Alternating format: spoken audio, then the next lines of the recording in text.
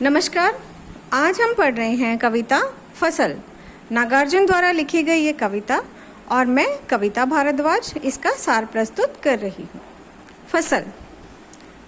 फसल शब्द सुनते ही खेतों में लहलाती फसल हमारी आंखों के सामने आ जाती है, परंतु फसल है क्या और उसे पैदा करने में किन किन तत्वों का योगदान होता है, इसे बताया है नागार्जुन ने अपनी कविता फसल में।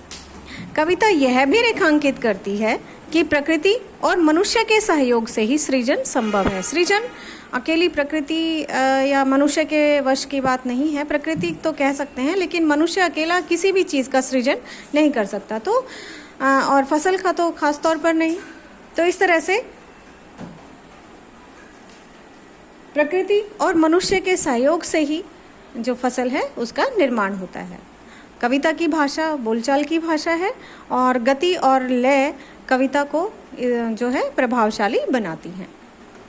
अब हमने विज्ञान में पढ़ा होगा आप लोगों ने कि किस प्रकार से फसल पैदा होती है, किन किन चीज़ों की ज़रूरत होती है, तो उस फसल को किस प्रकार उस रूप में लाते हैं जिसे हम देखते हैं, वही इस पाठ में हम पढ़ेंगे।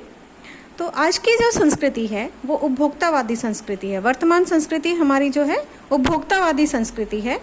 आजकल हम क्या करते हैं, बाज़ार जाते हैं, सामान लाते हैं, इस विषय में नहीं सोचते कि यह चीज़ कैसे बनाई है, कहाँ से इसका उत्पादन होता है। अब बहुत से बच्चे तो ऐसे हैं जिन्होंने कभी गांव देखा ही नहीं, खेतों में खड़ी हुई लहलाती हुई फसल कभी देखी ही नहीं, जिनके मस्तिष्क में केवल यही होता है कि खेती बाड़ी करने की ज़रूरत क्या है, जो यही सोचते हैं। उनको जो है आटा, फसल, गेहूँ, उनको बाज़ार जाओ, बाज़ार से ले आते हैं। उनको ये पता ही नहीं कि फसल बनती कैसे है। बाज़ार जाकर सामान ले आओ, आटा ले आओ, ब्रेड ले आओ, बस उन्हें यहाँ तक ही ज़रूरत होती है। उन्हें यह पता ही नहीं होता कि यह सब बनता कैसे है, कहाँ से आता है। हम उपभोक्ता संस्कृति में जी रहे हैं और यह कविता हमें कृषि संस्कृति में लेकर जाती है, हमें कृषि संस्कृति के बारे में बताती है कि किस प्रकार जो कृषि है वो उत्पन्न होती है, किस प्रकार से उसका योगदान, किन किन तत्वों का फसल को पैदा करने में योगदान होता है। अब बात करें तो इसमें कहना ना होगा कि यह कविता हमें उपभोक्ता संस्कृति के दौर में कृषि संस्कृति के निकट ले जाती है। हम कृषि संस्कृति के निकट चले जाते हैं। तो किस प्रकार फसल को पैदा करने में किन किन चीज़ों का योगदान होता है, ये हम इस कविता में पढ़ेंगे। छायावादोत्तर युग की कविता है ये। भाषा इसकी संस्कृतनिष्ठ खड़ी बोली है और प्रश्न शैली में लिखी गई कविता है। प्रश्न शैली का प्रयोग किया गया है और एक ही पंक्ति को बार बार दोहराकर, बार बार कहकर, तो इस पर हर शब्द पर, उस शब्द पर विशेष बल दिया गया है। जो बात कही गई है तो उसे दोहराने का जो उद्देश्य है वो यही है कि उस पर विशेष बल दिया गया है। तो किस प्रकार से हम कृषि प्रधान रूप को इस तरह से हम जान पाएंगे। और इस कविता में भारत देश का कृषि प्रधान रूप जो है वो प्रकट हुआ है, उसे हम जान पाएंगे। और यह कविता पाठक को समाज से जोड़ती है, कृषि समाज से जोड़ती है कि किस प्रकार फसल जो हमें मिलती है, जिसको हम अनाज के रूप में, आटे के रूप में जो हमें मिलती है बाज़ार में, वो पैदा कैसे होती है, उसके बारे में हम इस कविता में पढ़ेंगे। तो पढ़ते हैं। फसल। फसल क्या है? फसल एक के नहीं, दो के नहीं, ढेर सारी नदियों के पानी का जादू है। अब कोई किसी एक नदी का नहीं या एक या दो नदियों के नहीं, ढेर सारी नदियां हैं और उनके पानी से ही जो पैदा होती है फसल, उसका जो जादुई असर है उस पानी का, वही दिखता है फसल के रूप में। तो एक या दो नदियों के नहीं, ढेर सारी नदियों के पानी का जादू है। मतलब वो जादुई असर दिखाता है पानी, जिसके कारण कोई भी फसल पैदा होती है। अब फिर से यहाँ पर कवि ने दोबारा से कहा है, एक के नहीं, दो के नहीं। अब इन पंक्तियों पर जोर दिया है कि किसी एक नदी या किसी एक चीज़ के से नहीं, अनेकों नदियों का योगदान है फसल को उगाने में। नदियों के पानी का योगदान है फसल को उगाने में। अब नदियाँ जो है, नदियों में पानी भी आता है, नदियों का पानी ही भाप बनकर बादलों के रूप में जो वर्षा होती है, बादलों के रूप में बादलों में पानी इकट्ठा होता है और फिर वही वर्षा के रूप में फसलों तक पहुंचता है। ठीक है, तो इस तरह से ढेर सारी नदियों के पानी का ये जादू है जिससे पैदा होती है फसल। एक के नहीं, दो के नहीं, लाख लाख कोटि कोटि हाथों के स्पर्श की गरिमा है। अब यहाँ पर कवि क्या बता रहे हैं कि किसी एक नहीं, दो नहीं, बल्कि लाखों कोटि कोटि करोड़ों हाथों की स्पर्श की गरिमा है। जो मेहनत करते हैं किसान, उनके हाथों से, उनके स्पर्श से, जो अब जब तक वो मेहनत नहीं करेंगे तब तक फसल पैदा ही नहीं हो सकती। तो अनेक मजदूरों की मेहनत का, उनके हाथों की स्पर्श की गरिमा का जो है मतलब बदला हुआ रूप क्या है? फसल। परिणाम है एक तरह से, उनके हाथों के स्पर्श की गरिमा का परिणाम है फसल। कि जब तक हम मेहनत नहीं करते हैं, जब तक हाथों का स्पर्श नहीं मिलता है किसी भी फसल को, जब तक मेहनत नहीं होती है मज़दूरों के या जो भी काम करने वाले हैं किसान हैं, जब तक उसके हाथों का स्पर्श नहीं मिलता तब तक फसल पैदा नहीं हो सकती।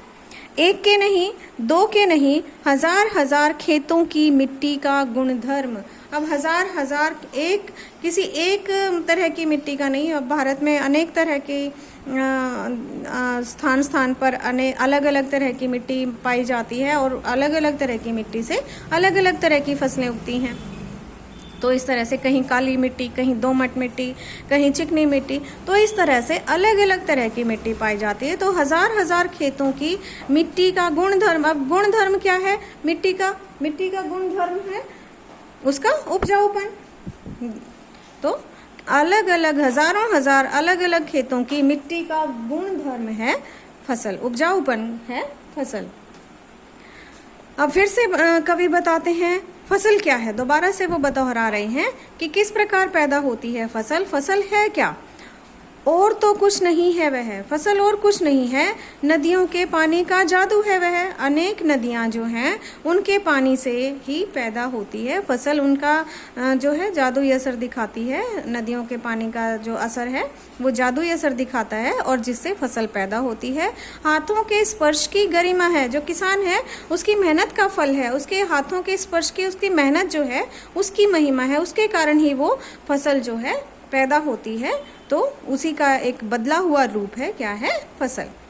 भूरी, काली, संदली मिट्टी का गुण धर्म है। अभी हमने बताया कि अनेक तरह की जो मिट्टी है, भूरी मिट्टी है, काली मिट्टी है, संदली मिट्टी है, तो अलग अलग स्थानों पर अलग अलग तरह की मिट्टी पाई जाती है। तो उसका उपजाऊपन, अगर मिट्टी उपजाऊ नहीं होगी तो फसल पैदा ही नहीं हो सकती। तो उसका उपजाऊपन जो है उसका बदला हुआ रूप क्या है? फसल। रूपांतर है सूरज की किरणों का। अब सिर्फ पानी और मेहनत और मिट्टी का ही उसमें योगदान नहीं है, बल्कि योगदान किसका है? सूरज की किरणों का। रूपांतर है सूरज की किरणों का। सूरज की किरणें जब पौधों को मिलती हैं तो उससे ही वो भोजन तैयार करती हैं, तो वो रूप बदल जाता है। रूपांतरण है सूरज की किरणों का। सूरज की किरणों के माध्यम से ही जो फसलें लहलाती हैं और जिससे फसलें बढ़ती हैं, और उसका ही सूरज की किरणों का एक बदला हुआ रूप है फसल। सूरज की किरणों से ही का भी पूरा योगदान है फसलों को उगाने में। सिमटा हुआ संकोच है हवा की थिरकन का। अब जब हवा चलती है तो लहलाती हैं फसलें। हवा का भी एक अलग ही महत्व है, पूरा योगदान है। सिमटा हुआ संकोच है हवा की थिरकन का। हवा के चलने से फसल जो है वो लहलहाती है, फसल में नई जान आ जाती है। तो इस तरह से सिर्फ अपने आप ही पैदा नहीं होती है फसल। फसल को उगाने में कितनी चीज़ों का योगदान होता है ये हमने इस कविता में पढ़ा कि फसल क्या है। फसल किसके कारण उत्पन्न होती है? फसल को उगाने में नदियों के पानी का महत्व है, उनका योगदान है। दूसरा, अनेक जो हाथों की जो किसान हैं या मजदूर हैं उनके हाथों की गरिमा का योगदान है, उनके हाथों की मेहनत है। ठीक है। उसके अलावा अनेक तरह की मिट्टी का उपजाऊपन है जिसके कारण पैदा होती है फसल। इसके अलावा सूरज की किरणों का बदला हुआ रूप है और हवा की थिरकन, हवा के चलने का भी एक तरह से जो योगदान है फसल को उगाने में। तो आशा है आपको कविता समझ आई होगी। धन्यवाद।